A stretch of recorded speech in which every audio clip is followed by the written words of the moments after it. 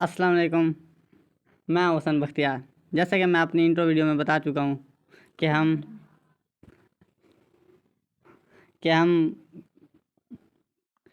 कैसे कैसे अपने इसको अपलोड करेंगे। जैसे कि यहाँ पे वाज़ेह करके लिखा हुआ है कि हम मंडे को, वेडनेसडे को और फ्राइडे को हर सब्जेक्ट के चैप्टर के 3 हिस्से करेंगे और अपलोड करेंगे। तो देख लें आपको अगर कोई भी डिस्कशन ज़रूरी हो तो आप कर सकते हैं इस चैनल पर, कमेंट बॉक्स में कर सकते हैं। तो अब हम अपने आते हैं पहले चैप्टर के ऊपर, केमिस्ट्री के। जी, चैप्टर का नाम एमडी कैट सिलेबस के मुताबिक फंडामेंटल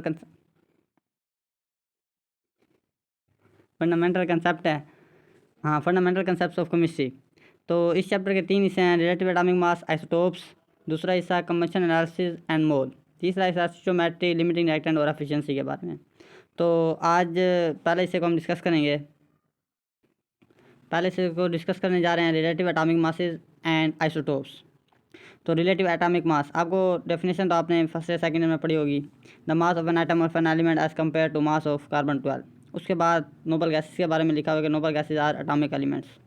एटॉमिक एलिमेंट्स से मुराद ये है कि इन एलिमेंट्स में के मालिक्यूल नहीं होते और ये एटॉमिक फॉर्म में पाए जाते हैं, जैसे कि He, Ne और वगैरह वगैरह जितने भी ओ हैं, वो मतलब इनकी मालिक्यूलर फॉर्म नहीं होती। उसके बाद एलिमेंट मालिक्यूल विल ऑलवेज भी होमोएटॉमिक से मुराद के एक ही टाइप के एटम से बने, जैसे H2Cl2 कोई भी हो।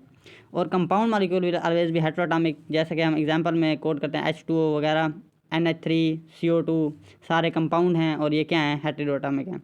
उसके बाद आते हैं हाइड्रोजन को सबसे पहले एज ए स्टैंडर्ड यूज़ किया गया था। उसके बाद हमारे पास किसको डाला गया था, कार्बन को। तो जो स्टैंडर्ड होता है उसको हमेशा उसकी एब्सोल्यूट वैल्यूज होते हैं, जैसे कि कार्बन-12 की 12.000 और उसके मुताबिक ही उसे कंपेयर करके दूसरे एलिमेंट्स को या कोई भी दूसरी चीज़ को कंपेयर करके वैल्यूज़ डाल जाती हैं। तो कार्बन-12 के मुताबिक ऑक्सीजन का मास 16 है। अदरवाइज़ अगर हम स्टैंडर्ड चेंज करेंगे तो ऑक्सीजन के एटॉमिक मास भी चेंज हो जाएगा।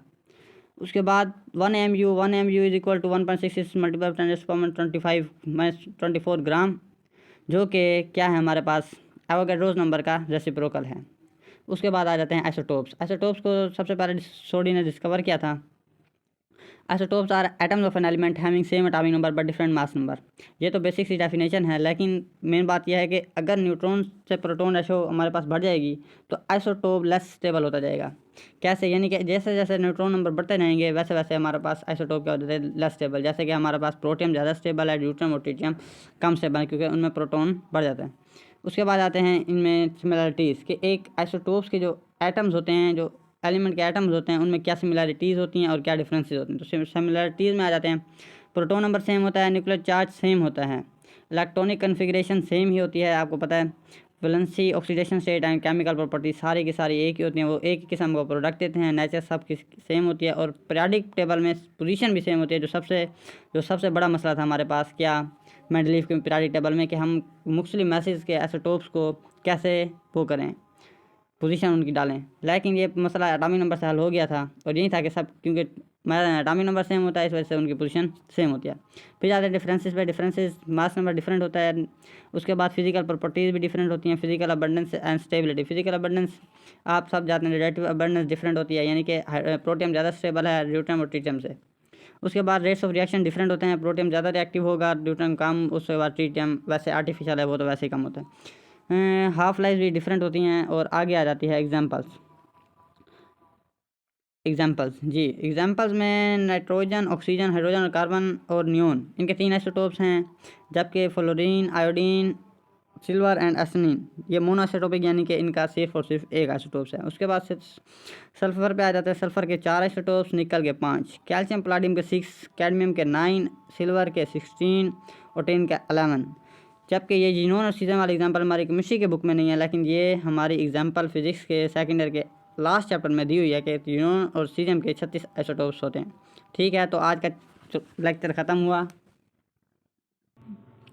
तो आपका अगर इस टॉपिक्स में कोई भी सवाल हो तो आप डिस्कस कर सकते हैं, कमेंट बॉक्स में डाल सकते हैं। और जैसे कि आपको बताया था पहले ही, हाँ, तो जैसा कि हमने इंट्रो में बताया था कि अगर किसी को अपनी वो प्रेजेंटेशन बनवानी हो तो हमारे कॉन्टैक्ट नंबर पे ज़रूर रब्ता कर लीजिएगा, हम प्रेजेंटेशन बना देंगे। तो ठीक है, इसी के साथ हमारा टॉपिक ख़त्म होता है और हम इंशाल्लाह नेक्स्ट वीडियो अपलोड करेंगे। अल्लाह हाफिज़।